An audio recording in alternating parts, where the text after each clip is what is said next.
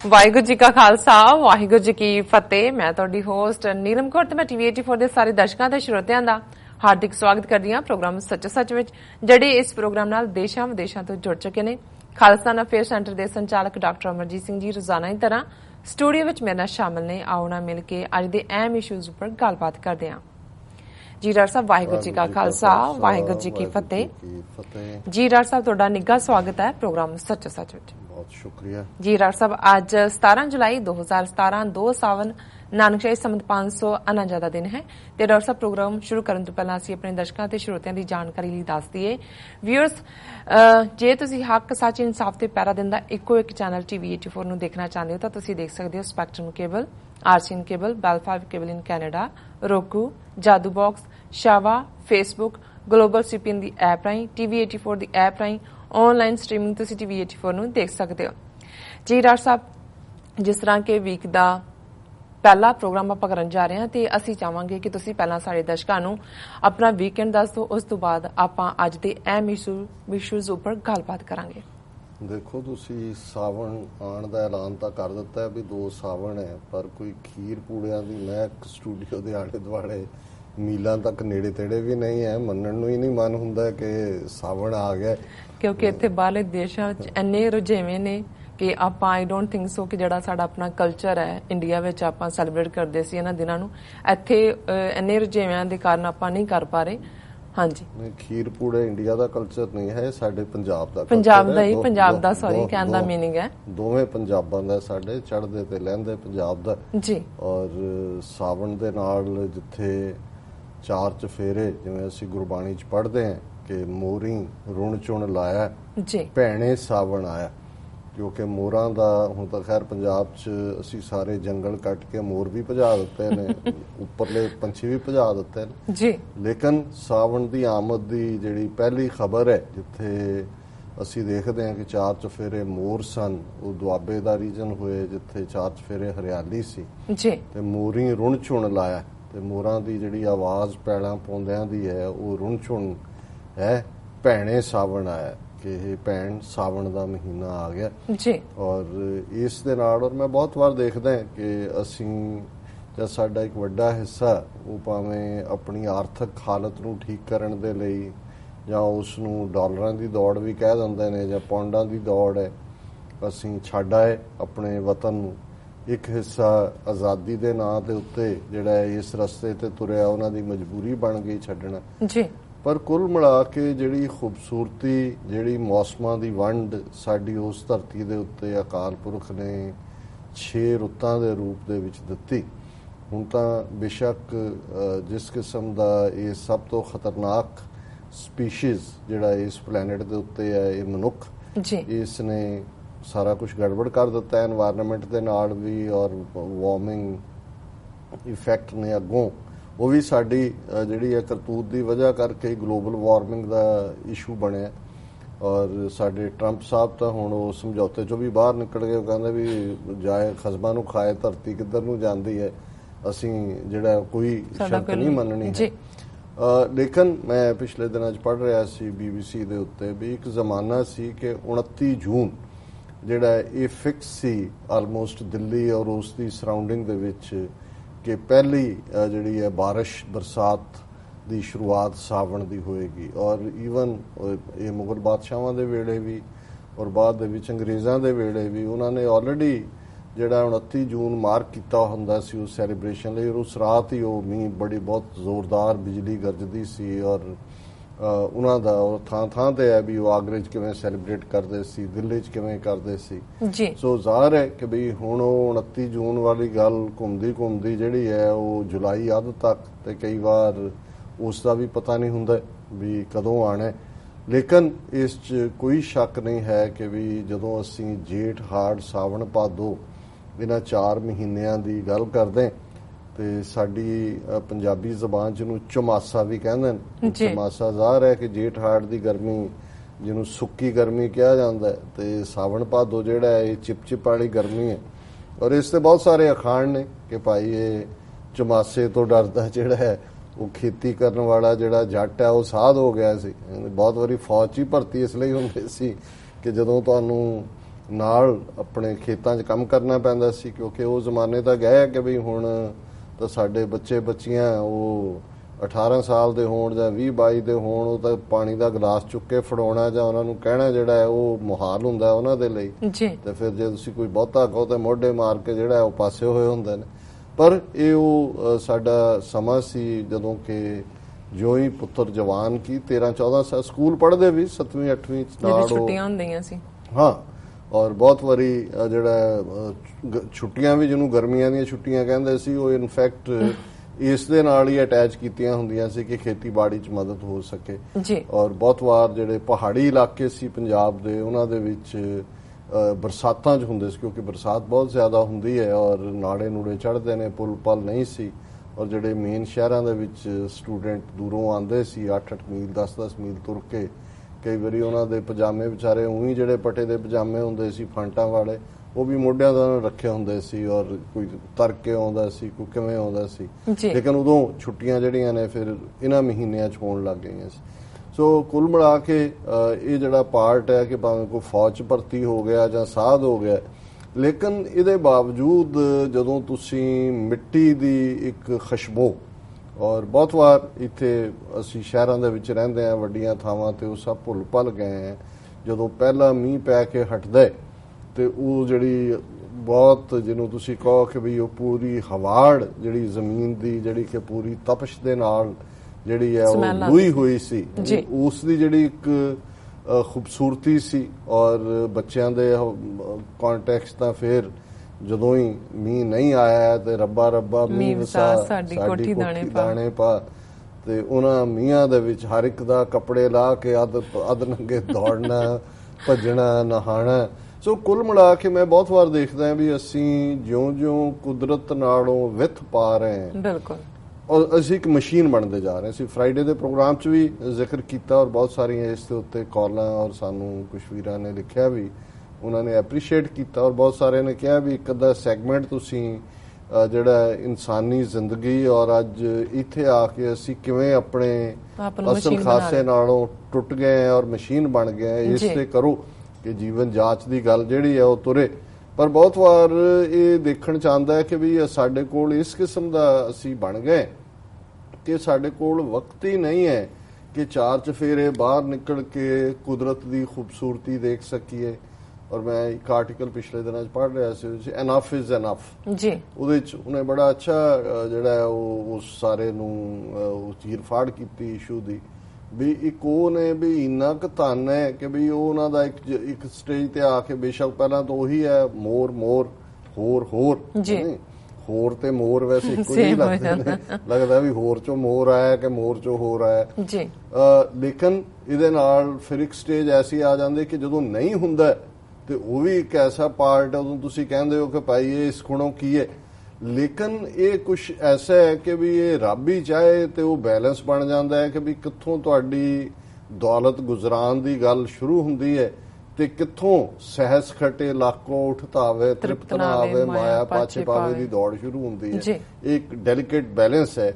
ਪਰ ਇਹਦੇ 'ਚ ਕੋਈ ਸ਼ੱਕ ਨਹੀਂ ਹੈ ਕਿ ਵੀ ਭਾਵੇਂ ਕਮਜ਼ੋਰ ਤੋਂ ਕਮਜ਼ੋਰ ਘਰ ਵੀ ਸਨ, ਉਦੋਂ ਜਦੋਂ ਕੱਚੇ ਘਰ ਵੀ ਸੀ, ਝੁੱਗੀਆਂ ਝੌਂਪੜੀਆਂ ਵਾਲੀ ਹਾਲਤ ਵੀ ਸੀ, ਲੇਕਿਨ ਇਹ ਜਿਹੜੀ ਸਾਂਝ ਸੀ ਸਾਵਣ ਭਾਦੋਂ ਦੀ, ਮੌਸਮ ਦੀ, ਘਰਾਂ ਚੋਂ ਖੀਰ ਜਾਂ ਪੂੜਿਆਂ ਦੀ ਖੁਸ਼ਬੂ ਦੀ, ਔਰ ਇੱਕ ਕੁੱਲ ਮਿਲਾ ਕੇ ਜੇ ਅਸੀਂ ਸਾਂਝ ਦਾ ਜ਼ਿਕਰ ਕਰੀਏ ਜਾਂ ਜਿਵੇਂ ਇੱਕ ਪੂਰਾ ਕਲਚਰ, ਹੁਣ ਤਾਂ ਇੱਥੇ ਤੀਆਂ ਵੀ ਐਵੇਂ ਦੀਆਂ ਬਣਾ ਦਿੱਤੀਆਂ ਨੇ ਜਿਵੇਂ ਫੈਸ਼ਨ ਪੈਰੇਡਸ ਹੁੰਦੀਆਂ, ਕਹੀ ਜਾਓ ਜੀ ਸਾਡਾ ਕਲਚਰ ਤੇ ਫਲਾਣਾ, ਉਹਦੇ ਚ ਸਭ ਕੁਝ ਹੀ ਏਲੀਅਨ ਹੈ ਅਦਰ ਦੈਨ ਕਿ ਉਹਦਾ ਨਾਂ ਤੀਆਂ ਰੱਖਿਆ। ਸੋ ਜ਼ਾਹਰ ਹੈ ਕਿ ਵੀ ਇਹ ਉਸ ਸਾਰੇ ਕਲਚਰ ਦਾ ਹਿੱਸਾ ਸੀ। ਜਦੋਂ ਅਸੀਂ ਧੀਆਂ ਦੇ ਕੰਟੈਕਸਟ 'ਚ ਗੱਲ ਕਰਦੇ ਹਾਂ ਤਾਂ ਫਿਰ ਇੱਕ ਸਾਂਝੀ ਥਾਂ, ਸਾਂਝਾ ਇਕੱਠ, ਔਰ ਹਰ ਇੱਕ ਦਾ ਜਿਹੜੀਆਂ ਬੀਬੀਆਂ ਵਿਆਹੀਆਂ ਜਾਂਦੀਆਂ ਨੇ ਉਹਨਾਂ ਦਾ ਵੀ ਚਾਅ ਕਿ ਇਸ ਪੀਰੀਅਡ 'ਚ ਉਹਨਾਂ ਨੇ ਵਾਪਸ ਮੁੜਨਾ।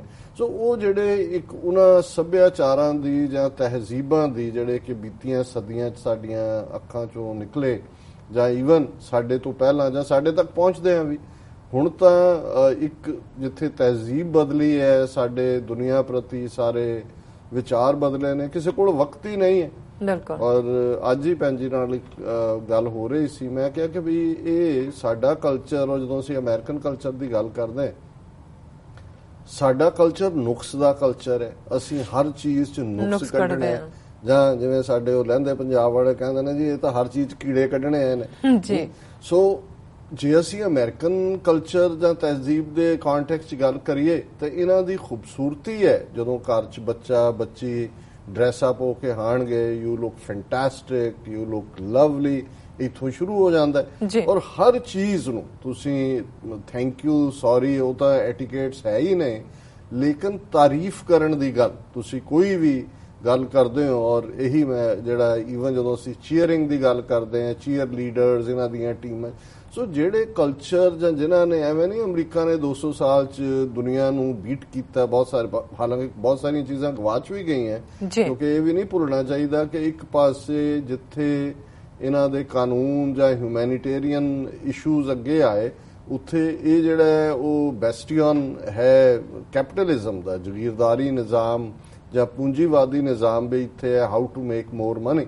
ਔਰ ਉਹ ਵੀ ਟ੍ਰੈਂਡ ਨਾਲ ਹੁੰਦਾ ਹੈ ਕਿ ਜੀ ਹੁਣ ਆ ਜਿਵੇਂ ਓਬਾਮਾ ਕੇਅਰ ਦੇ ਪਰਚੇ ਉਡਾਉਣ ਨੂੰ ਨੇ ਟਰੰਪ ਸਾਹਿਬ ਜੀ, ਤੇ ਉਹ ਹੁੰਦਾ ਜੀ if you don't have money don't get treated. ਹੁਣ ਇਹ ਕਰੂਅਲ ਪਾਰਟ ਹੈ ਉਸ ਕੈਪੀਟਲਿਸਟ ਸੋਸਾਇਟੀ ਦਾ। But at the same time ਜਦੋਂ ਅਸੀਂ ਦੇਖਦੇ ਹਾਂ ਕਿ ਵੀ ਜੇ ਇੱਕ ਵੀਰ ਅੱਜ ਕੱਲ੍ਹ ਗਏ ਹੋਏ ਨੇ ਆਗਸਟਾ ਮੇਨ ਸਟੇਟਸ, ਉਹ ਤਾਰੀਫ ਕਰ ਰਹੇ ਸੀ ਵੀ 10ਵਾਂ ਸਭ ਤੋਂ ਵਧੀਆ ਨੈਸ਼ਨਲ ਪਾਰਕ ਉੱਥੇ ਹੈ। ਉਹ ਕਹਿਣ ਲੱਗੇ ਵੀ ਸੜਕਾਂ ਇਵੇਂ ਬਣੀਆਂ ਹੋਈਆਂ ਨੇ ਔਰ ਕਿਸ ਕਿਸਮ ਦਾ ਸਾਰਾ ਅੰਦਾਜ਼ ਚਾਰ ਚਫੇਰੇ ਹੈ ਕਿ ਵੀ ਵਾਹ, ਵੀ ਕੁਦਰਤ ਨੂੰ ਕਿਵੇਂ ਸਾਂਭਣਾ ਹੈ, ਕੁਦਰਤ ਨਾਲ ਕਿਵੇਂ ਹੋਣਾ ਹੈ। ਜਾਂ ਦੂਜਾ ਕਿ ਵੀ ਅਸੀਂ ਸਾਊਥ ਏਸ਼ੀਅਨ ਕੰਟਰੀਜ਼ ਵਾਲੇ ਕਦੋਂ ਇਹਨਾਂ ਦਾ ਮੁਕਾਬਲਾ ਕਰ ਸਕਦੇ ਹਾਂ ਉਸ ਲਿਹਾਜ਼ ਦੇ ਨਾਲ ਕਿ ਵੀ ਮਲਾਈ ਵਰਗੀਆਂ ਸੜਕਾਂ ਨੇ ਹਰ ਪਾਸੇ, ਔਰ ਜੰਗਲ ਵੀ ਸਾਂਭੇ ਹੋਏ ਨੇ, ਉਹ ਕੁਦਰਤ ਦੇ ਨਾਲ ਵੀ ਇਸ਼ਕ ਹੈ ਜੀ। ਸੋ ਕੁੱਲ ਮਿਲਾ ਕੇ ਇੱਕ ਪਾਸੇ ਤਾਂ ਇਹਨਾਂ ਦੀ ਕੋਈ ਤਹਿਜ਼ੀਬ ਨਹੀਂ ਸੀ, ਅਮਰੀਕਾ ਦਾ ਜੋ ਸੀ ਉਹਨਾਂ ਨੇ ਨੇਟਿਵਸ ਦੀ ਡਿਸਟਰੋਏ ਕਰ ਦਿੱਤੀ, ਆਪ ਸਾਰੇ ਪਾਸਿਓਂ ਆਏ, ਇਹਨਾਂ ਨੇ ਇੱਕ ਬਣਾਇਆ, ਉਹਦੇ 'ਚ ਕੁਦਰਤ ਦੀ ਗੱਲ ਹੈ, এনवायरमेंट ਦੀ ਗੱਲ ਹੈ। ਔਰ ਜੇ ਹੁਣ 2 ਲੱਖ ਬੰਦਾ ਉੱਥੇ ਜਰਮਨ ਦੇ ਵਿੱਚ G20 ਦੀ ਮੀਟਿੰਗ 'ਚ ਪ੍ਰੋਟੈਸਟ ਕਰਨ ਲਈ ਪਹੁੰਚਿਆ, ਉਹਨਾਂ 'ਚ ਦੇਖ ਲਓ ਦੇਸੀ ਜਾਂ ਸਾਊਥ ਏਸ਼ੀਅਨ ਕਿੰਨੇ ਕੁ ਹੋਣਗੇ, ਗਿਣਤੀ ਦੇ ਵੀ ਨਹੀਂ ਹੋਣੇ ਜੀ। ਉਹ ਵੀ ਇਹੀ ਲੋਕ ਨੇ ਜਿਹੜੇ ਕਿ ਅਨਿਆਂ ਦੇ ਖਿਲਾਫ ਵੀ ਚੈਲੰਜ ਕਰਦੇ ਨੇ। ਹੁਣ ਜੇ ਅਮਰੀਕਾ ਦੇ ਵਿੱਚ ਜਦੋਂ ਟਰੰਪ ਨੇ ਬਣਨ ਤੋਂ ਇੱਕਦਮ ਬਾਅਦ ਇਮੀਗ੍ਰੇਸ਼ਨ ਨਾਲ ਰਿਲੇਟਡ ਗੱਲ ਆਂਦੀ ਔਰ ਡਿਪੋਰਟੇਸ਼ਨ ਦੀ ਗੱਲ, ਜਾਂ 7 ਮੁਸਲਮਾਨ ਦੇਸ਼ਾਂ ਤੋਂ ਸ਼ਹਿਰੀਆਂ ਦੇ ਆਉਣ ਤੇ ਪਾਬੰਦੀ, ਉਹਦੇ 'ਚ ਵੀ ਸਾਡੇ ਲੋਕ ਬਾਹਰ ਨਹੀਂ ਨਿਕਲੇ। ਅਸੀਂ ਆਪਣੀ ਡਾਲਰਾਂ ਦੀ ਦੌੜ 'ਚ ਪਏ ਹੁੰਦੇ ਆ। ਉਹਦੇ 'ਚ ਵੀ ਜੇ ਕੋਈ 에ਅਰਪੋਰਟਾਂ ਤੇ ਗਏ, ਵਕੀਲਾਂ ਨੇ ਆਪਣਾ ਜਾ ਕੇ ਜਿਹੜਾ ਵਲੰਟੀਅਰ ਕੀਤਾ, ਇਹਨਾਂ 'ਚੋਂ ਹੀ ਇਹਨਾਂ ਨੂੰ ਭਾਵੇਂ ਅਸੀਂ ਜੋ ਮਰਜ਼ੀ ਕਹੀ, ਇਹੀ ਗੱਲ ਈਵਨ এনवायरमेंट ਦੇ ਹਵਾਲੇ ਨਾਲ ਕਿ ਵੀ ਅਸੀਂ ਜਿਹੜਾ ਕਿੱਥੇ ਖੜੇ, ਕੁੱਲ ਮਿਲਾ ਕੇ ਸਾਡਾ ਕੋਈ ਇੰਟਰਸਟ ਨਹੀਂ ਹੈ ਸਵਾਏ ਇਸ ਦੇ ਕਿ ਭਾਈ ਅਸੀਂ ਇਹ ਗਿਣਦੇ ਆਂ ਵੀ ਇਹ ਡਾਲਰ ਦੇ ਰੁਪਈਏ ਕਿਵੇਂ ਬਣਨੇ ਨੇ, ਅੱਗੋਂ ਜਿਨ੍ਹਾਂ ਨੇ ਉੱਥੇ ਬਣਾਣੇ ਨੇ ਤੇ ਚਬਾਰਾ ਉੱਥੇ ਕਿਵੇਂ ਪਾਣਾ। ਸੋ ਕੁੱਲ ਮਿਲਾ ਕੇ ਇੱਥੇ ਸਾਡੇ ਕੋਲ ਵੀ ਉਹ ਕਿੱਥੇ ਰਹਿ ਗਿਆ ਵਕਤ ਕਿ ਵੀ ਅਸੀਂ ਇਸ ਮੌਸਮ ਦੀ ਖੂਬਸੂਰਤੀ ਨੂੰ, ਕਿਸੇ ਫੁੱਲ ਦੀ ਖੂਬਸੂਰਤੀ ਨੂੰ, ਕਿਸੇ ਆਲੇ ਦੁਆਲੇ 'ਚ ਜੋ ਕੁਝ ਸਾਡੇ ਵਾਪਰ ਰਿਹਾ ਹੈ, ਕਿਸੇ ਦੁੱਖ ਨੂੰ, ਕਿਸੇ ਕਸ਼ਟ ਨੂੰ ਅਸੀਂ ਮਹਿਸੂਸ ਕਰ ਸਕੀਏ। ਸੋ ਗੱਲ ਸਾਵਣ ਤੋਂ ਚਲਦੀ ਚਲਦੀ ਕਿੱਥੇ ਪਹੁੰਚ ਗਈ। ਸੋ ਗੱਲ ਤਾਂ ਸਾਵਣ ਸਾਰਸੀ ਕਾਮਣੀ, ਬਹੁਤ ਵਾਰੀ ਸੀ ਸਰਸੀ ਕਹਿ ਦਿੰਦੇ, ਚਰਨ ਕਮਲ ਸਿਉ ਪਿਆਰ, ਮਨ ਤਨ ਰੱਤਾ ਸੱਚ ਰੰਗ, ਇੱਕੋ ਨਾਮ ਆਧਾਰ, ਵਿਖਿਆ ਰੰਗ ਕੁੜਾਵਿਆ, ਦਿਸਨ ਸਭੇ ਛਾਰ, ਹਰ ਅੰਮ੍ਰਿਤ ਬੂੰਦ ਸੁਹਾਵਣੀ, ਮਿਲ ਸਾਧੂ ਪੀਵਣ ਹਾਰ। ਸੋ ਜ਼ਾਹਰ ਹੈ ਕਿ ਅੰਮ੍ਰਿਤ ਇੱਕ ਪਾਸੇ ਰੱਬ ਦੀ ਯਾਦ ਦਾ ਅੰਮ੍ਰਿਤ ਹੈ ਜਿਹੜਾ ਕਿ ਕੁਦਰਤ ਦੇ ਵਿੱਚ ਜਦੋਂ ਰਚਦਾ ਮਿਚਦਾ, ਔਰ ਜਦੋਂ ਅਸੀਂ ਆਪਣੇ ਗੁਰੂ ਸਾਹਿਬਾਨ ਜਾਂ ਉਹਨਾਂ ਸੰਤ ਪੁਰਖਾਂ ਵੱਲ ਦੇਖਦੇ ਹਾਂ ਜਿਨ੍ਹਾਂ ਨੇ ਜਿਹੜੇ ਜੇ ਪੜ੍ਹਦੇ ਸੀ ਬਲਿਹਾਰੀ ਕੁਦਰਤ ਵਸਿਆ ਤੇ ਅੰਤ ਨਾ ਜਾਈ ਲਖਿਆ, ਤੇ ਉਹਨਾਂ ਨੂੰ ਸੱਚਮੁੱਚ ਚਾਰ ਚਫੇਰੇ ਉਸ ਕੁਦਰਤ ਦੇ ਵਿੱਚ ਕਿ ਬਲਿਹਾਰ ਉਹ ਰੱਬ ਇਸ ਦੇ ਵਿੱਚ ਵਸਿਆ ਹੋਇਆ ਵੀ ਤੇਰਾ ਅੰਤ ਨਹੀਂ ਲਖਿਆ ਜਾ ਸਕਦਾ। ਜਾਂ ਜਦੋਂ ਗੁਰੂ ਨਾਨਕ ਸਾਹਿਬ ਜਗਨਨਾਥਪੁਰੀ ਚ ਇੱਕ ਪਾਸੇ ਉਹ ਦੁਨੀਆਦਾਰ ਲੋਕ ਨੇ ਉਸ ਥਾਲ ਦੇ ਵਿੱਚ ਦੀਵੇ ਬਾਲੇ ਹੋਏ ਨੇ ਔਰ ਉਹਨਾਂ ਨੂੰ ਪੜ੍ਹ ਰਹੇ ਨੇ ਜਿਹੜਾ ਆਪਣੀ ਉਸ ਠਾਕਰ ਦੀ ਪੂਜਾ ਕਰ ਰਹੇ ਨੇ, ਤੇ ਜੇ ਗੁਰੂ ਨਾਨਕ ਸਾਹਿਬ ਦੇ ਸਾਹਮਣੇ ਕਾਇਨਾਤ ਹੈ ਸਾਰੀ ਤੇ ਗगन में थाल रब चंद दीपक बने तारका मंडल जनक मोती ਧੂਪ ਮਲੇ ਆਣ ਲੋ ਪਵਨ ਚਵਰੋ ਕਰੇ ਸਗਲ ਬਨ ਰਾਏ ਫੁਲੰਤ ਜੋਤੀ ਕੈਸੀ ਆਰਤੀ ਹੋਏ ਭਵ ਖੰਡਨਾ ਤੇਰੀ ਆਰਤੀ ਅਨਹਤਾ ਸ਼ਬਦ ਵਾ ਜੰਤ ਪੇਰੀ। ਕਿ ਹੁਣ ਉਹਨਾਂ ਨੂੰ ਗਗਨ ਉਹ ਅਸਮਾਨ ਸੂਰਜ ਔਰ ਚੰਦਰਮਾ ਦੀਵੇ ਬਨ ਰਾਏ ਸਾਰੀ ਬਨਸਪਤੀ ਫੁੱਲ ਸੁੱਟ ਰਹੀ ਹੈ। ਔਰ ਇਹ ਸਾਰਾ ਜਦੋਂ ਤੁਸੀਂ ਕੁੱਲ ਮਿਲਾ ਕੇ ਦੇਖਦੇ ਹੋ ਕਿ ਵੀ ਹਰ ਦਿਲ ਦੇ ਵਿੱਚ ਧੜਕ ਰਹੀ ਜਿਹੜੀ ਧੜਕਣ ਹੈ ਦਿਲ ਦੀ ਉਹ ਰੱਬ ਦਿਸ ਰਿਹਾ ਕਿ ਰੱਬ ਸਭ ਦੇ ਵਿੱਚ ਧੜਕ ਰਿਹਾ ਹੈ। ਇਹ ਵਾਜਾ ਵੱਜ ਰਿਹਾ ਉਸ ਰੱਬ ਦਾ ਕਿ ਵਾਜਾ ਪਵਨ ਵਜਾਇਆ ਕਰਕੇ ਜਿਹਨੇ ਇਹ ਜ਼ਿੰਦਗੀ ਧੜਕਾਈ ਹੈ। ਤੇ ਜੇ ਤੁਸੀਂ ਉਸ ਨੂੰ ਮਹਿਸੂਸ ਕਰੋਗੇ ਫਿਰ ਤੁਸੀਂ ਕੁਦਰਤ ਦੇ ਵੀ ਨੇੜੇ ਹੋਵੋਗੇ। ਫਿਰ ਤੁਹਾਨੂੰ ਜੇ ਤੁਸੀਂ ਪਾਣੀ ਦੇ ਕੰਢੇ ਬੈਠੇ ਹੋ ਜੇ ਕਦੇ ਵਕਤ ਹੈ ਤੇ ਜੇ ਪਾਣੀ ਦੇ ਵਿੱਚ ਕਲ ਦੀ ਆਵਾਜ਼ ਆ ਰਹੀ ਹੈ ਤੇ ਤੁਹਾਨੂੰ ਉਹ ਵੀ ਲੱਗੇਗਾ ਕਿ ਉਹ ਵਾਹਿਗੁਰੂ ਵਾਹਿਗੁਰੂ ਕਹਿ ਰਿਹਾ ਜਾਂ ਅੱਲਾ ਅੱਲਾ ਕਹਿ ਰਿਹਾ ਜਾਂ ਰਾਮ ਰਾਮ ਕਹਿ, ਕਿਉਂਕਿ ਉਹਦੇ 'ਚ ਇੱਕ ਰਿਦਮ ਇੱਕ ਹਾਰਮਨੀ ਕੁਦਰਤ ਦੇ ਨਾਲ ਵੀ ਜੀ। ਫਿਰ ਤੁਸੀਂ ਜਦੋਂ ਜ਼ਿੰਦਗੀ ਦੇ ਸੁੱਖ ਤੇ ਦੁੱਖ ਦੋਨਾਂ ਦੇ ਨਾਲ ਸਿੰਜਦੇ ਹੋ ਤੇ ਖੁਸ਼ੀ ਜਿਹੜੀ ਹੈ ਉਹ ਤੁਹਾਨੂੰ ਪਾਗਲ ਨਹੀਂ ਬਣਾਉਂਦੀ, ਦੁੱਖ ਜਿਹੜਾ ਹੈ ਤੁਹਾਨੂੰ ਉਹ ਗਮਗੀਨ ਨਹੀਂ ਕਰਦਾ ਔਰ ਤੁਸੀਂ ਉਹ ਸਾਰੀ ਕੁਦਰਤ ਦੇ ਵਿੱਚ ਰਚੇ ਮਿਚੇ। ਔਰ ਇਸੇ ਤਰ੍ਹਾਂ ਜਦੋਂ ਅਸੀਂ 12 ਮਾਹ ਦੇ ਕਨਸੈਪਟ ਦੀ ਗੱਲ ਕਰਦੇ ਹਾਲਾਂਕਿ ਕੋਈ ਸੰਗਰਾਂਦ ਨਾਲ ਜਾਂ ਕਿਸੇ ਚੀਜ਼ ਨਾਲ ਕੋਈ ਸ਼ੁਭ ਅਸ਼ੁਭ ਜੁੜਿਆ ਹੋਇਆ ਨਹੀਂ ਹੈ। ਔਰ ਇਹ ਸਾਰੇ 12 ਮਾਹ ਦੇ ਅਖੀਰ ਚ ਗੁਰੂ ਅਰਜਨ ਸਾਹਿਬ ਨੇ ਫਰਮਾਇਆ ਸੀ ਕਿ ਮਹਾ ਦਿਵਸ ਮੂਰਤ ਭਲੇ ਜਿਸ ਕੋ ਨਦਰ ਕਰੇ ਨਾਨਕ ਮੰਗੈ ਦਰਸਦਾਨ ਕਿਰਪਾ ਕਰੋ ਹਰੇ। ਕਿ ਇਹ ਮਹੀਨੇ ਤੇ ਦਿਨ ਉਹਨਾਂ ਦੇ ਲਈ ਭਲੇ ਨੇ ਜਿਹੜੇ ਜਿਨ੍ਹਾਂ ਨੂੰ ਤੁਸੀਂ ਇਹ ਵਾਹਿਗੁਰੂ ਯਾਦ ਆਉਂਦੇ ਹੋ। ਔਰ ਮੇਰੀ ਚਾਹਨਾ ਤੁਹਾਡੇ ਦੀਦਾਰ ਦੀ ਹੈ। ਦੀਦਾਰ ਦਾ ਭਾਵ ਮਤਲਬ ਹੀ ਹੈ ਕਿ ਤੁਹਾਡੀ ਯਾਦ ਕਿ ਅੱਠੇ ਪੈਰ ਤੁਸੀਂ ਮੇਰੀਆਂ ਮਨ ਦੀਆਂ ਅੱਖਾਂ ਦੇ ਸਾਹਮਣੇ ਹੋ, ਮੇਰੇ ਦਿਲ ਦੇ ਨਾਲ ਧੜਕੋ, ਮੇਰੀ ਜ਼ਬਾਨ ਤੇ ਤੁਹਾਡਾ ਨਾਂ ਹੋਏ। ਇਹੀ ਸਿਮਰਨ ਇਬਾਦਤ ਬੰਦਗੀ ਜਾਂ ਉਠਤ ਬੈਠਤ ਸੋਵਤ ਨਾਮ ਕਹੁ ਨਾਨਕ ਜਨ ਕੈ ਸਦ ਕਾਮ ਇਹ ਇਸ ਦੇ ਨਾਲ ਹੀ ਜੁੜਿਆ ਹੈ। ਸੋ ਜਦੋਂ ਅਸੀਂ ਇਹਨਾਂ 12 ਮਹੀਨਿਆਂ ਦੀ ਗੱਲ ਦੇਖਦੇ ਹਾਂ ਜਿਸ ਖੂਬਸੂਰਤੀ ਨਾਲ ਗੁਰੂ ਨਾਨਕ ਸਾਹਿਬ ਨੇ ਤੁਖਾਰੀ ਰਾਗ ਦੇ ਵਿੱਚ ਔਰ ਗੁਰੂ ਅਰਜਨ ਸਾਹਿਬ ਨੇ 12 ਮਾਝ ਦੇ ਵਿੱਚ, ਸੋ ਇਹ ਰਿਮਾਈਂਡਰ ਸੀ ਕਿ ਵੀ ਬੇਸ਼ੱਕ ਮਹੀਨੇ ਬਦਲਣ, ਮਹੀਨੇ ਦਿਨ ਮਹੂਰਤ ਜੋ ਜਿਹੜਾ ਉਹ ਆਏ ਚਲਾ ਜਾਏ। ਹੁਣ ਮਹੂਰਤ ਦਾ ਕੋਈ ਮਤਲਬ ਇਹ ਨਹੀਂ ਜ਼ਰੂਰੀ ਬ੍ਰਾਹਮਣ ਨੇ ਕੱਢਿਆ ਹੁੰਦਾ, ਇਹ ਵੀ ਜਿਹੜੇ ਚੰਦਰਮਾ ਨਾਲ ਕੈਲਕੂਲੇਟ ਕਰਦੇ ਸੀ ਉਹ ਆਪਣਾ ਉਹਨਾਂ ਦਾ ਪੱਖ ਉਹਨੂੰ ਕਹਿੰਦੇ ਸੀ, ਹਨੇਰਾ ਪੱਖ, ਚਾਨਣ ਪੱਖ, ਅਮਾਵਸ ਔਰ ਪੂਰਨਮਾਸ਼ੀ ਦਾ ਇਹੀ ਕਾਨਸੈਪਟ ਹੈ। ਜਦੋਂ ਚੰਦਰਮਾ ਜਿਹੜਾ ਹੈ ਉਸ ਦਾ ਦੀ ਉਹ ਚਾਨਣੀ ਘਟਣੀ ਸ਼ੁਰੂ ਹੁੰਦੀ ਹੈ, ਹਨੇਰਾ ਪੱਖ ਸ਼ੁਰੂ ਹੁੰਦਾ ਤੇ ਜਦੋਂ ਕੰਪਲੀਟ ਹਨੇਰਾ ਹੁੰਦਾ ਉਹ ਮੱਸਿਆ ਹੁੰਦੀ ਹੈ। ਅਮਾਵਸ ਦਾ ਮਤਲਬ ਹੀ ਹੈ ਕਿ ਹਨੇਰਾ। ਤੇ ਫਿਰ ਜਿਉਂ ਉਹਦੀ ਉਹ ਵਧਣਾ ਸ਼ੁਰੂ ਹੁੰਦਾ ਇੱਕ ਇੱਕ ਦਿਨ ਤੇ ਜਦੋਂ ਪੂਰਨ ਬਲੂਮ ਦੇ ਵਿੱਚ ਚੰਦਰਮਾ ਹੁੰਦਾ ਉਹਨੂੰ ਅਸੀਂ ਪੂਰਨਮਾਸ਼ੀ ਕਹਿੰਦੇ। ਸੋ ਜ਼ਾਹਰ ਹੈ ਵੀ ਇਹ ਜਿਹੜੀ ਚੇਂਜ ਹੈ ਸੂਰਜ ਦਾ ਇੱਕ ਰਾਸ ਤੋਂ ਦੂਜੀ ਰਾਸ ਜਾਣਾ ਉਹ ਸੰਕ੍ਰਾਂਤੀ ਹੈ ਜਿਹੜਾ ਸੰਗਰਾਂਦ ਬਣ ਗਿਆ ਔਰ ਉਸ ਦੇ ਨਾਲ ਜੁੜਿਆ ਹੈ। ਪਰ ਇਹ ਕੁੱਲ ਮਿਲਾ ਕੇ ਸੂਰਜ ਵੀ ਆਪਣੀ ਜਿਹੜਾ ਹੈ ਉਹ ਉਸ ਹੁਕਮ ਦੇ ਵਿੱਚ ਹੈ। ਭੈ ਵਿੱਚ ਸੂਰਜ ਭੈ ਵਿੱਚ ਚੰਦ ਕਹਿਤ ਕਰੋੜੀ ਚਲਤ ਨਾ ਅੰਤ। ਹੁਣ ਗੁਰੂ ਸਾਹਿਬ ਨੇ ਕਿਹਾ ਕਿ ਭਾਈ ਇਹ ਜਿਵੇਂ ਇੱਕ ਭੈ ਇੱਕ ਨੇਮ ਹੈ, ਉਸ ਦੇ ਵਿੱਚ ਸੂਰਜ ਵੀ ਹੈ, ਉਸ ਦੇ ਵਿੱਚ ਚੰਦਰਮਾ ਵੀ ਹੈ, ਉਹਦੇ ਚ ਤਾਰੇ ਸਿਆਰੇ ਨਖੱਤਰ ਗਲੈਕਸੀਜ਼ ਸਾਰੇ ਹੀ ਉਸ ਦੇ ਹੁਕਮ ਦੇ ਵਿੱਚ ਚੱਲ ਰਹੇ ਨੇ।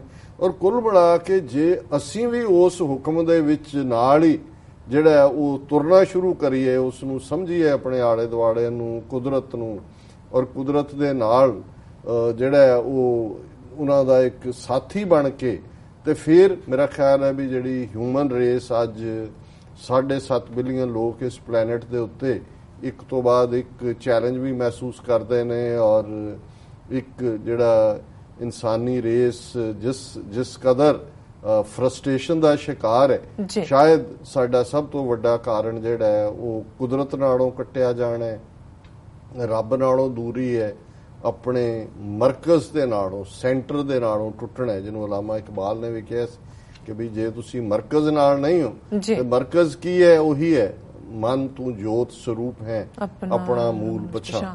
ਸੋ ਗੱਲ ਦੂਰ ਚਲੀ ਗਈ, ਵਕਤ ਵੀ ਮੈਂ ਕਾਫੀ ਲੈ ਲਿਆ।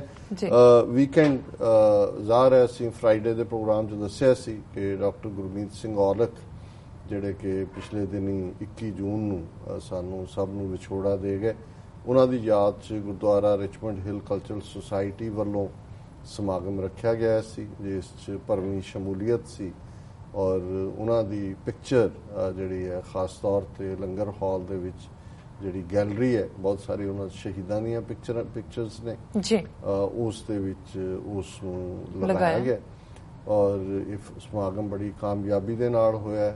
ਬੇਸ਼ੱਕ ਆਲਮੋਸਟ 4 ਵਜੇ ਤੱਕ ਇਹ ਸਮਾਗਮ ਚੱਲਿਆ। ਇਹਨੂੰ TV 84 ਨੇ ਕਵਰ ਕੀਤੇ, ਸੋ ਮੈਂ ਜ਼ਿਆਦਾ ਵਕਤ ਇਹਦੇ ਤੇ ਹੁਣ ਨਹੀਂ ਲਵਾਂਗਾ ਔਰ ਅਸੀਂ ਆਉਣ ਵਾਲੇ ਦਿਨਾਂ 'ਚ ਅਨਾਉਂਸ ਕਰ ਦਿਆਂਗੇ ਕਿ ਕਿੱਦਣ ਇਹ ਸਾਰੇ ਆਲਮੋਸਟ 3 ਘੰਟੇ ਦੇ ਸਮਾਗਮ ਨੂੰ ਜਿਹੜਾ ਰਿਕਾਰਡਿੰਗ ਦੇ ਰਾਹੀਂ ਜਿਹੜਾ ਹੋਇਆ ਉਹਨੂੰ ਐਡਿਟ ਕਰਕੇ ਜਿਹੜਾ ਉਹ ਦਿਖਾਵਾਂਗੇ, ਟੈਲੀਕਾਸਟ ਕੀਤਾ ਜਾਏਗਾ ਜੀ।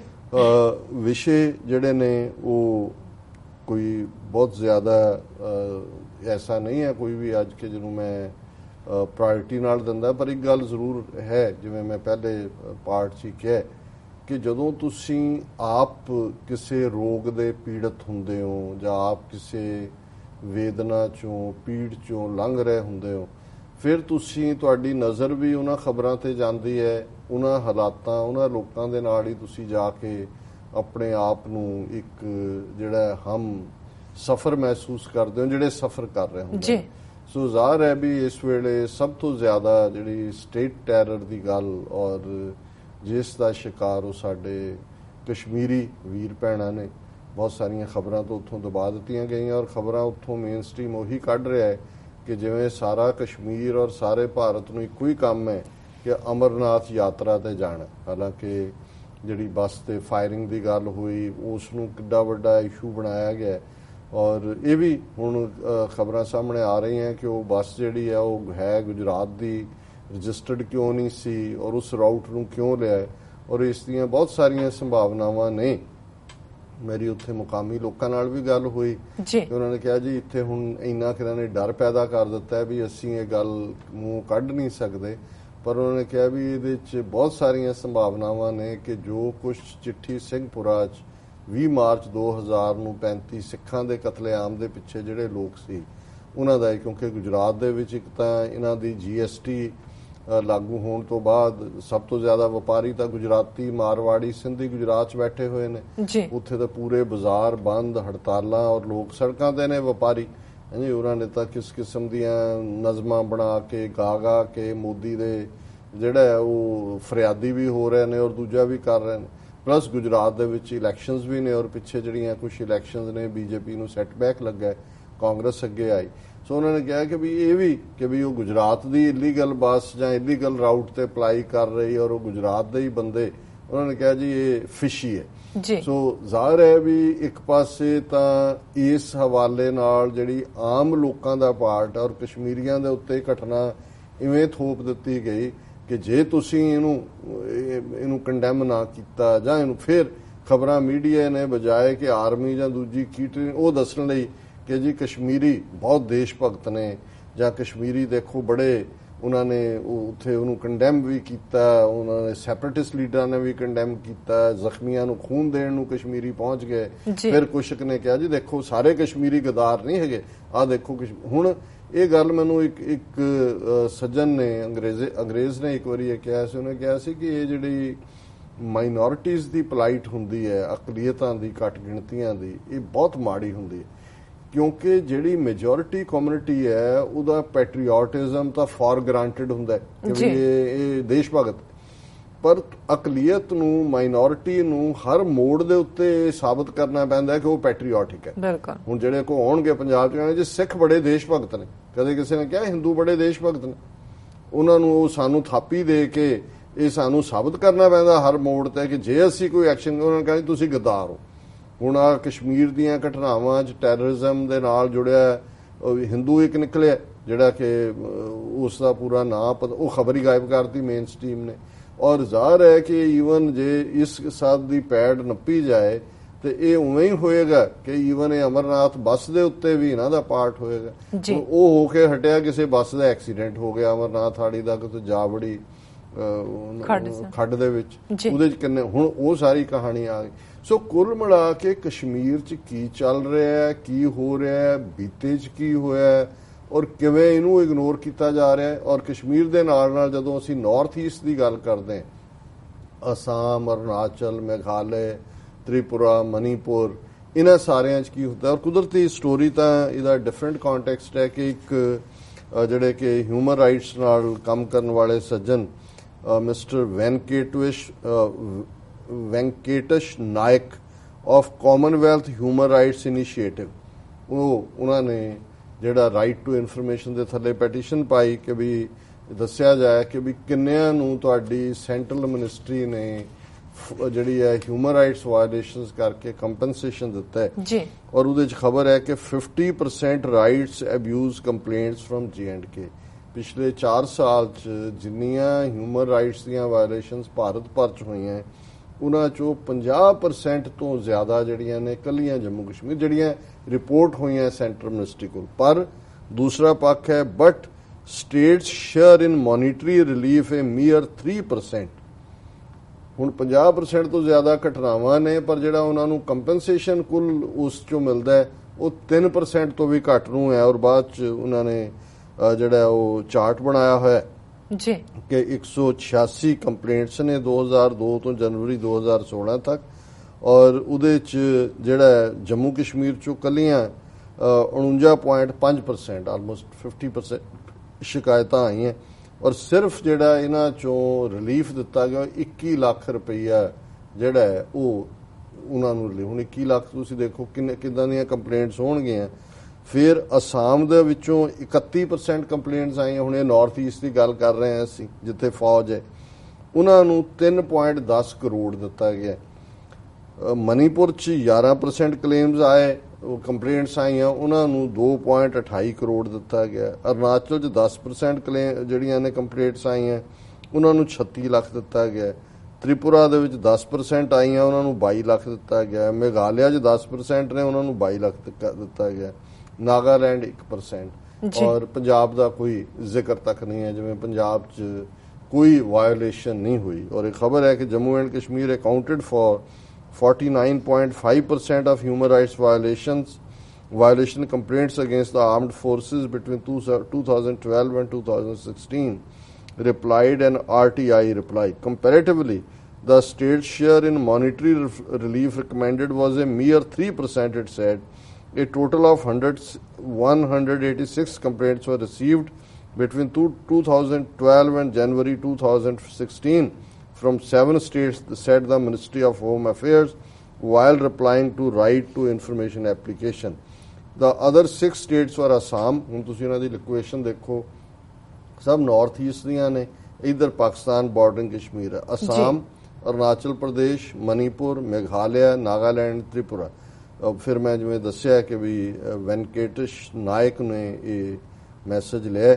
According to reply by January 2016, more than 2/3 of these complaints, 127, are said to be disposed of. ਉਹਨਾਂ ਨੇ ਕਿਹਾ ਜੀ ਅਸੀਂ 2/3 ਕਰ ਦਿੱਤੀਆਂ। The data doesn't indicate whether these complaints were found to be true or not. ਇਹਦੇ ਬਾਰੇ ਕੋਈ ਡਾਟਾ ਚੁੱਪ ਹੈ। About 40% of the complaints are clubbed under the category defense forces. 40% ਫੌਜੀਆਂ ਨੇ ਕੀਤੀਆਂ ਨੇ, without any detailing as to what kinds of complaints they are. ਉਹਦੀ ਕੋਈ ਡਿਟੇਲ ਨਹੀਂ। When the distinct categories of death in army encounter and death in army firing are added, the proportion of complaints received against the defense forces goes up more than 61% of the total number of complaints received against all armed forces operating in the 7 states.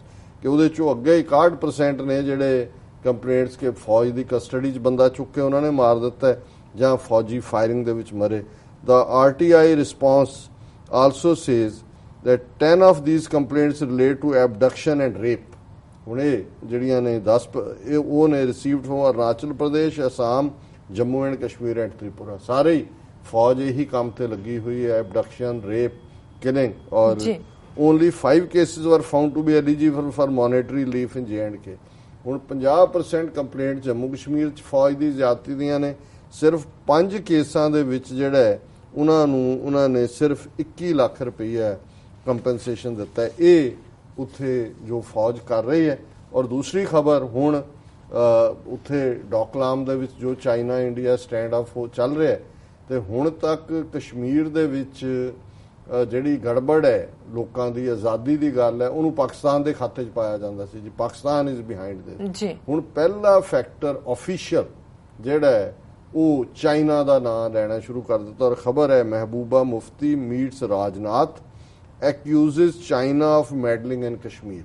ਹੁਣ ਕਿਉਂਕਿ ਕਸ਼ਮੀਰ 'ਚ ਆਜ਼ਾਦੀ ਤਹਿਰੀਕ ਉਸ level ਤੱਕ ਪਹੁੰਚ ਗਈ, ਇਹਨਾਂ ਨੂੰ ਪਤਾ ਨਹੀਂ ਲੱਗ ਰਿਹਾ ਵੀ ਕਿਵੇਂ ਹੈਂਡਲ ਕਰਨ। ਚਾਈਨਾ ਨੇ ਆਲਰੇਡੀ ਕਿਹਾ ਵੀ ਜੇ ਤੁਸੀਂ ਭੂਟਾਨ ਦੇ ਬਿਹਾਫ ਤੇ ਉੱਥੇ ਆ ਕੇ ਵੜ ਸਕਦੇ ਹੋ ਤੇ ਅਸੀਂ ਵੀ ਕਸ਼ਮੀਰ 'ਚ ਵੀ ਜਿਹੜੀ ਹੈ ਥਰਡ ਪਾਰਟੀ ਇੰਟਰਵੈਂਸ਼ਨ ਹੋ ਸਕਦੀ ਹੈ। ਹੁਣ ਇਸ ਤੋਂ ਪਹਿਲਾਂ ਅਜੇ ਤਾਂ ਚਾਈਨਾ ਨੇ ਉਹਨਾਂ ਨੂੰ ਕਿਹਾ ਕਿ ਵੀ ਇਹ ਸੋਚ ਲਓ ਵੀ ਇਵੇਂ ਹੋਣਾ, ਪਰ ਇਹਨਾਂ ਨੇ ਪਹਿਲਾਂ ਹੀ ਬੀਜੇਪੀ ਨੇ, ਕਿਉਂਕਿ ਇਹ ਬਿਆਨ ਮਹਿਬੂਬਾ ਮੁਫਤੀ ਨੇ ਸ੍ਰੀਨਗਰ 'ਚ ਨਾ ਦਿੱਤਾ, ਇਹ ਉਹਨੇ ਰਾਜਨਾਥ ਸਿੰਘ ਨੂੰ ਮਿਲਣ ਆਈ। Jammu and Kashmir chief minister Mehbooba Mufti on Saturday accused China of meddling in the troubled state that has recently witnessed a spike in violence. The chief minister was speaking to reporters emerging from a meeting with Union Home Minister Rajnath Singh, with whom she discussed the security situation in the state. So ਉਹ ਰਾਜਨਾਥ ਸਿੰਘ ਨੂੰ ਮਿਲੀ ਔਰ ਬਾਹਰ ਨਿਕਲ ਕੇ ਸੁਜ਼ਾਹਰ ਹੈ ਕਿ ਵੀ ਜਦੋਂ ਤੁਹਾਨੂੰ ਕੁਰਸੀ ਦੀ ਭੁੱਖ ਇਸ ਕਦਰ ਚੰਬੜੀ ਹੁੰਦੀ ਹੈ, ਤੁਹਾਨੂੰ ਆਪਣੇ ਲੋਕਾਂ ਦੀ, ਔਰ ਇਹ PDP ਜਿਹੜੀ ਪਾਰਟੀ ਇਸ ਕਰਕੇ ਹੋਣ ਚਾਹੀ ਕਿ ਜੀ ਇਹ ਸ਼ੇਖ ਅਬਦੁੱਲੇ ਦਾ ਪੁੱਤਰ ਫਾਰੂਕ ਜਾਂ ਉਮਰ ਅਬਦੁੱਲਾ ਇਹ ਕਸ਼ਮੀਰੀਆਂ ਦੇ ਹੱਕਾਂ ਦੀ ਗੱਲ ਨਹੀਂ ਕਰਦੇ ਵੀ ਅਸੀਂ ਤੁਹਾਡੀ ਆਵਾਜ਼ ਬਣਾਂਗੇ। ਔਰ ਅੱਜ ਇਹ ਉਸ ਕਿਲਿੰਗ ਰਜੀਮ ਨੂੰ ਪ੍ਰੀਜ਼ਾਈਡ ਕਰ ਰਹੀ ਹੈ ਜਿਹਦੇ ਥੱਲੇ ਹਜ਼ਾਰਾਂ ਜਿਹੜੇ ਨੇ ਉਹ ਜ਼ਖਮੀ ਕੀਤੇ ਗਏ ਪੈਰਟ ਗਨਸ ਨਾਲ, ਸੈਂਕੜਿਆਂ ਅੰਨੇ ਕਰ ਦਿੱਤੇ ਗਏ, ਨਬੀਨੇ ਬਣਾ ਦਿੱਤੇ ਗਏ। ਔਰ ਕਸ਼ਮੀਰ ਦੇ ਵਿੱਚ ਤੁਸੀਂ ਆਪਣਾ ਆਜ਼ਾਦੀ, ਜਿਵੇਂ ਮੈਂ ਦੱਸਿਆ ਸੀ ਕਿ ਭਾਈ ਉਹ ਦਿਨ ਵੀ ਜਿਹੜਾ ਉਦੋਂ ਪਿਛਲੇ ਦਿਨਾਂ 'ਚ ਉਹਨਾਂ ਨੇ ਕਰਫਿਊ ਲਾ ਦਿੱਤੇ, ਅਰੈਸਟ ਕਰ ਲਈ, ਹਾਊਸ ਅਰੈਸਟ ਕਰ ਲਿਆ। ਔਰ ਹੁਣ ਇਹ ਜਿਹੜੀ ਮੁਫਤੀ ਹੈ ਬਿਲਕੁਲ ਕੁਰਸੀ ਦੀ ਭੁੱਖੀ, ਔਰ ਬੀਜੇਪੀ ਦੀ ਬਿਡਿੰਗ ਦੇ ਉੱਤੇ ਹੁਣ ਉਹ ਚਾਈਨਾ ਨੂੰ ਜਿਹੜਾ ਹੈ ਸਿੱਧੇ ਤੌਰ ਤੇ ਅਕਿਊਜ਼ ਕੀਤੇ। ਹਾਲਾਂਕਿ ਇਹ ਅਲਟੀਮੇਟਲੀ ਇਹ ਜਿਹਨੂੰ ਅੰਗਰੇਜ਼ੀ 'ਚ ਕਹਿੰਦੇ ਨੇ ਕਿ ਬੂਮਰੈਂਗ ਹੋਏਗਾ, ਇਹ ਜੋ ਕੁਝ ਕਰ ਰਹੇ ਨੇ ਇਹਨਾਂ ਨੂੰ ਅਲਟੀਮੇਟਲੀ, ਜਿਵੇਂ ਉਹਦਾ ਕਹਾਣੀ ਸੁਣਾਈ ਜਾਂਦੀ ਹੈ ਉਸ ਦੀ ਰੈਬਿਟ ਦੀ ਕਿ ਵੀ ਉਹ ਸੜਕ ਦੇ ਇੱਕ ਕੰਢਿਓਂ ਦੂਜੇ ਦੌੜਿਆ, ਦੂਜਿਓਂ ਇੱਧਰ ਦੌੜਿਆ, ਫਿਰ ਆਇਆ, ਫਿਰ ਟਾਇਰ ਦੇ ਥੱਲੇ ਆ ਗਿਆ ਤੇ ਸਿਆਣੇ ਬੰਦੇ ਨੇ ਉਹਨੂੰ ਡਰਾਈਵਰ ਨੂੰ ਪੁੱਛਿਆ ਵੀ ਇਹ ਕਿਉਂ ਮਰ ਗਿਆ। ਉਹਨੇ ਕਿਹਾ ਜੀ ਲਾਈਟ ਘੱਟ ਸੀ, ਨਜ਼ਰ ਨਹੀਂ ਆ। ਉਹਨੇ ਕਿਹਾ ਵੀ ਨਹੀਂ, ਇਹਨੂੰ ਪਤਾ ਹੀ ਨਹੀਂ ਲੱਗਾ ਇਹਨੇ ਕੀ ਕਰਨਾ, he couldn't decide what to do. So ਹੁਣ ਇਹ ਜਿਵੇਂ ਇਹਨਾਂ ਨੂੰ ਪਤਾ ਨਹੀਂ ਲੱਗ ਰਿਹਾ ਵੀ ਇਹ ਕੀ ਕਰਨ। ਔਰ ਚਾਈਨਾ ਦੇ ਮੀਡੀਆ ਨੇ ਕੱਲ ਫੇਰ ਇਹਦੇ ਤੇ ਇੱਕ ਸਟੋਰੀ ਕਰਦਿਆਂ, ਉਹਨਾਂ ਦੀ ਮੇਨ ਸਟ੍ਰੀਮ ਸਰਕਾਰੀ ਮੀਡੀਆ ਹੀ ਹੈ, ਉਹਨਾਂ ਨੇ ਕਿਹਾ ਵੀ ਭਾਰਤ ਫੌਜ ਕੱਢ ਲੈ ਉੱਥੋਂ ਡੋਕਲਾਮ ਤੋਂ, ਨਹੀਂ ਤਾਂ ਉਹਨੂੰ ਸ਼ਰਮਿੰਦਗੀ ਉਠਾਣੀ ਪਏਗੀ। ਹੁਣ ਇਹ ਚਾਈਨਾ ਸਟੈਪ ਬਾਈ ਸਟੈਪ ਜਿਹੜਾ ਹੈ ਉਹ ਫਾਈਨਲ ਆਲਰੇਡੀ ਅੱਜ ਦੀ ਇੱਕ ਮੇਨ ਖਬਰ ਵੀ ਸੀ ਕਿ ਤਿੱਬਤ ਦੇ ਵਿੱਚ ਉਹਨਾਂ ਦੀ ਜਿਹੜੀ ਕਮਾਂਡ ਹੈ ਉਹ ਪੂਰੀ ਰਿਹਰਸਲ ਕਰ ਰਹੀ ਹੈ, ਫੁੱਲ ਸਕੇਲ ਲਾਈਵ ਉਹਨੂੰ ਐਕਸਰਸਾਈਜ਼ ਕਹਿੰਦੇ ਨੇ। ਸੋ ਆਉਣ ਵਾਲੇ ਦਿਨਾਂ 'ਚ ਪਤਾ ਲੱਗੇਗਾ ਕਿ ਵੀ ਊਂਠ ਕਿਸ ਕਰਵਟ ਬੈਠੇਗਾ। ਜੀ ਡਾਕਟਰ ਸਾਹਿਬ, ਬਿਲਕੁਲ ਰਹਿੰਦੇ ਇਸ਼ੂ ਆਪਾਂ ਬ੍ਰੇਕ ਤੋਂ ਬਾਅਦ ਡਿਸਕਸ ਕਰਦੇ ਹਾਂ, ਪਰ ਉਸ ਤੋਂ ਪਹਿਲਾਂ ਅਸੀਂ ਆਪਣੇ ਦਰਸ਼ਕਾਂ ਤੇ ਸਰੋਤਿਆਂ ਨੂੰ ਅਪੀਲ ਕਰ ਦਈਏ, ਵਿਊਅਰਸ, ਜੇ ਤੁਸੀਂ ਚਾਹੁੰਦੇ ਹੋ ਕਿ TV 84 ਇਸੇ ਤਰ੍ਹਾਂ ਹੀ ਮਨੁੱਖੀ ਹੱਕਾਂ ਦੀ ਗੱਲ ਨੂੰ ਜਾਰੀ ਰੱਖੇ ਤਾਂ TV 84 ਨੂੰ ਚੱਲਦਿਆਂ ਰੱਖਣ ਲਈ ਸਾਨੂੰ ਤੁਹਾਡੀ ਮਾਈਕ ਸਹਾਇਤਾ ਦੀ ਸਖਤ ਜ਼ਰੂਰਤ ਹੈ। ਤੁਸੀਂ ਆਪਣੀ ਮਾਈਕ ਸਹਾਇਤਾ ਸਾਨੂੰ ਸਾਡੀ ਵੈਬਸਾਈਟ www.tv84.tv ਤੇ ਪੇਪਰ ਰਾਹੀਂ ਰਿਕਰਿੰਗ ਡੋਨਰ ਜ਼ਰੂਰ ਬਣੋ, ਜਾਂ ਫਿਰ ਸਾਨੂੰ ਤੁਸੀਂ TV 84 ਤੇ ਨਾਂ ਤੇ ਚੈੱਕ ਬਣਾ ਕੇ ਸਾਨੂੰ ਮੇਲ ਕਰ ਸਕਦੇ ਹੋ ਸਾਡੇ ਇਸ ਪਤੇ ਤੇ 36-01 37th Avenue, Long Island City, New York 11101 USA, ਜਾਂ ਫਿਰ ਸਾਨੂੰ ਤੁਸੀਂ ਫੋਨ ਰਾਹੀਂ ਵੀ ਸੰਪਰਕ ਕਰ ਸਕਦੇ ਹੋ 516-406-0694। ਅਸੀਂ ਤੁਹਾਡੇ ਤਹਿ ਦਿਲ ਸ਼ੁਕਰਗੁਜ਼ਾਰ ਹੋਵਾਂਗੇ। ਵਿਊਅਰਸ, ਰਹਿੰਦੇ ਇਸ਼ੂ ਆਪਾਂ ਬ੍ਰੇਕ ਤੋਂ ਬਾਅਦ ਡਿਸਕਸ ਕਰਾਂਗੇ, ਤੁਸੀਂ ਸਾਡੇ ਨਾਲ ਇਸੇ ਤਰ੍ਹਾਂ ਹੀ ਬਣੇ ਰਹਿਣਾ। ਮਿਲਦੇ ਹਾਂ ਬ੍ਰੇਕ ਤੋਂ ਬਾਅਦ।